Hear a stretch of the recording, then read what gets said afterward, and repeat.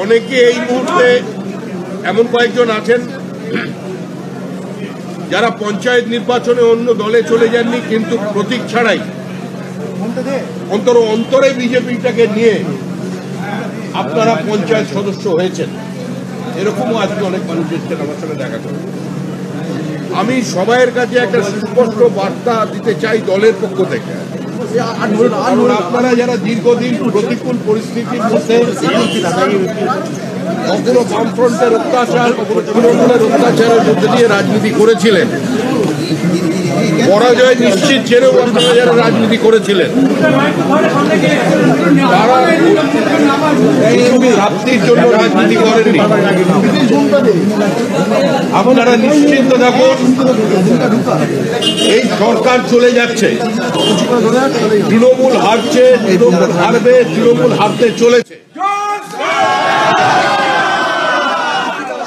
আমাদের লড়াই পশ্চিমবঙ্গ যাতে পশ্চিমবাংলার না হয়ে যায় তার লড়াই।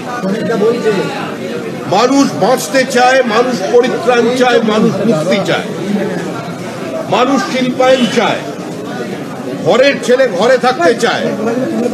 পশ্চিমবঙ্গ থেকে যে মেধার এক্সোডাস হচ্ছে, পশ্চিমবঙ্গ থেকে যে বিদেশি অন্য রাজ্যে চলে যাচ্ছে, আজকে বাংলার মানুষ সেটা বন্ধ করতে চায়। নতুন পুরনো বলে দলে কিছু নেই।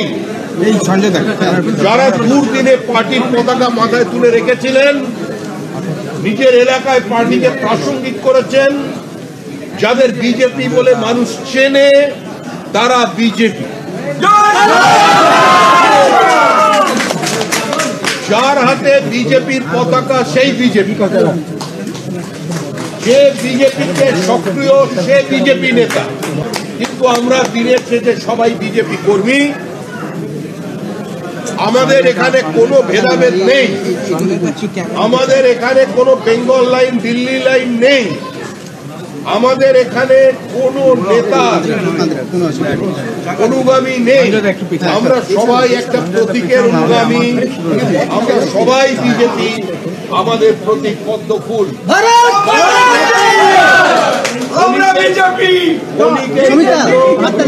ক্ষণিকের জন্য কোথাও ভুল বোঝাবুঝি হতে পারে, ক্ষণিকের জন্য কোথাও দূরত্ব তৈরি হতে পারে, কিন্তু এর অর্থ এটা নয় যে সে দলের বাইরে চলে গেছেন। এই মুহূর্তে সংবাদ মাধ্যম কিংবা আমাদের সমালোচক, যারা আমাদের ভালোবাসেন, যারা আমাদের সমালোচনা করেন, যারা আমাদের ঘৃণা করেন, তারা বিজেপির সংঘবদ্ধতা বলতে যেটা বোঝেন, আর আপনারা যারা রাজনীতি করে এসেছেন এতদিন বিজেপি সংস্কৃতিতে, আপনারা জানেন যে বিজেপির সংস্কৃতি কি। বিজেপি ঐক্যবদ্ধ ছিল, আছে এবং বিজেপি থাকবে। বিশেষ ব্যস্ততার কারণে এবং মিটিংয়ের কারণে আমি আর বেশি সময় দিতে পারলাম না। আর যে যার নিজের এলাকায় চলে যান, আমি সমস্ত জেলায় যাব। এটা বিজেপি কর্মী যেন বাইরে না থাকে, কাউকে অন্য দলের লোক বলে কাউকে অন্য দলের লোক বলে তাকে দূরে সরিয়ে রাখবেন না। এই লড়াই পশ্চিমবঙ্গ বাঁচানোর লড়াই। যারা চূড়ান্ত বিপরীত অবস্থায় থেকে মমতা বন্দ্যোপাধ্যায়ের প্রতীককে ঘাম রক্ত দিয়ে দেওয়ালে লিখে তৃণমূল কংগ্রেসকে প্রাসঙ্গিক করেছিলেন, সেই তৃণমূল স্তরের কর্মী যারা টিকিট কিনতে পারেননি, তাদেরও সঙ্গে নিন। যে বামপন্থীরা এখনো রাতের অন্ধকারে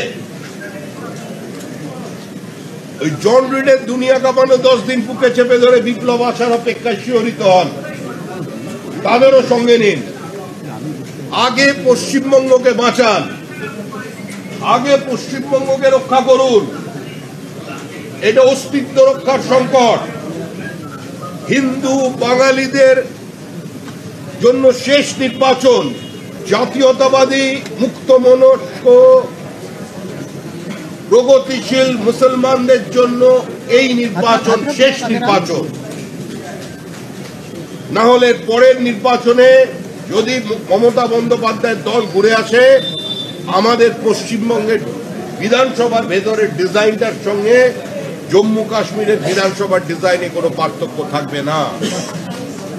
তাই এই লড়াই প্রত্যেকের লড়াই, এই লড়াই কোনো নেতার লড়াই নয়, এই আলোচনা কোনো নেতায় নেতায় বিবাদ সংবাদের সংঘর্ষের নয়। আমরা সকলে এক ছিলাম, আমরা সকলে বিজেপি, আমাদের নেতা একটাই, সেই নেতা হচ্ছে পদ্ম ফুল, ওটাই আমাদের প্রতীক।